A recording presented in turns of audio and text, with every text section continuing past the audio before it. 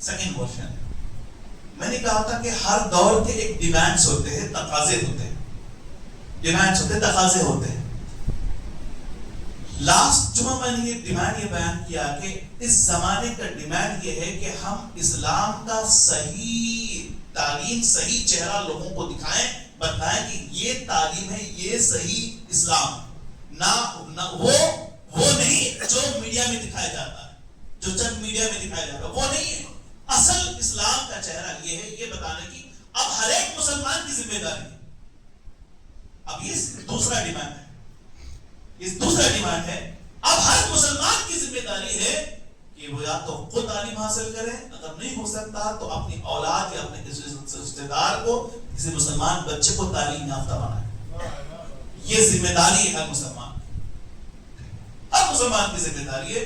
یہ دوسرا اس زمانے کا دوسرا ڈیمانڈ ہے کہ ہم اپنے بچوں کو تعلیم یافتہ بنائیں. اگر ہم اپنے بچوں کو تعلیم یافتہ نہیں بنائیں گے تو یاد رکھیں, آج جو پریشان ہے آئندہ ہماری نسل اور پریشان ہوگی. اس کی ذمہ دار ہم ہوں گے. اس زمانے کے ہم لوگ ہیں. اگر ہم اپنے بچوں کو موٹیویٹ نہیں کیے, ہم اپنے بچوں کو بھوکا رہ کر ان کو پانی نہیں بنائے. آپ گوگل کا سی او سے پوچھیں, ٹھیک ہے, گوگل کے سی او سے پوچھیں, ٹھیک ہے, آپ جا کے کبھی دیکھیں اس کے بارے میں, اس کا نیوز پڑھی آپ, ٹھیک ہے, اس کا کچھ انٹرویو پڑھی کہ وہ بہت اچھے خاندان سے آیا, یا بہت مالدار خاندان سے آیا. اس کے والدین اس کو کس طرح پڑھائے, کیا ہے وہ گوگل کا سی او بنا. ایسی ترقی نہیں ہوتی. نہیں مالدار ہے تو ہی اچھے, نہیں, ایسا ذریعہ نہیں ہے. ایسا تو پھر گوگل کا سی او کوئی اچھے مالدار گھرانے سے ہوتا, ایسا نہیں ہے. بس اپنے بچوں کو موٹیویٹ رکھیں. یہ جو آپ کے پاس جو یہ بلب ہے, جو کرنٹ پاس ہو رہا ہے, بلب ہے, اس کا بھی انوینٹ کرنے والا, ٹھیک ہے, ہم اپنے بچوں کو اگر 2-3 سال کے بچوں کو 5-6 سال کے, اگر سیکنڈ یا تھرڈ اسٹینڈرڈ میں ہمارا بچہ ہو, تھوڑا مدعو ہو, تو ہم کیا کہتے ہیں, یہ بچہ تو ترقی نہیں کرے گا, تو نہیں, تو بس باقی بزنس میں کر لینا, وہ اس میں کر لینا, ٹھیک ہے. یہ آپ تھامس ایڈیسن جا کے آپ اس کو تھوڑا پڑھیے, تھامس ایڈیسن کے بارے میں. بچپن میں سب سے زیادہ پاگل مینٹل اس کے پورے اسکولز اور اس کے ٹیچرز والے اس کو کہتے تھے.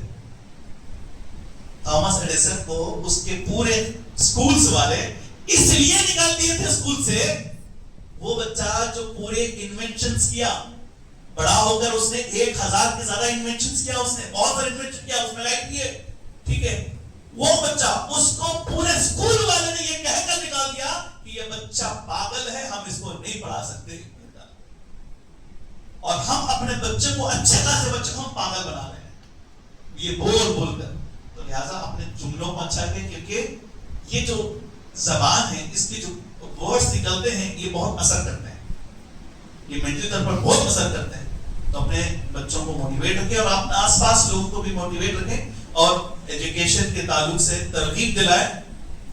انشاءاللہ قریب آپ کو ایک اعلان بھی آئے گا. اگر کوئی LLB کر رہے ہیں, کرنے کا ارادہ کر رہے ہیں PUC کے بعد, ان کا ارادہ ہے کہ گریجویشن کے بعد جو 3 سال کا LLB ہے, ٹھیک ہے, 3 سال کا جو LLB ہے, وہ انشاءاللہ 4-5 ٹیسٹ ہیں, انشاءاللہ وہ انفری پوسٹر لگے گا ان کا, ٹھیک ہے.